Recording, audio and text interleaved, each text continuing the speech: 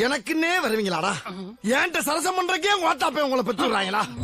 ஏன்டா அப்படி பட்டத்திலே வந்து பஞ்சு பண்றீங்க? சோதிக்காதீங்க, சோதிக்காதீங்க.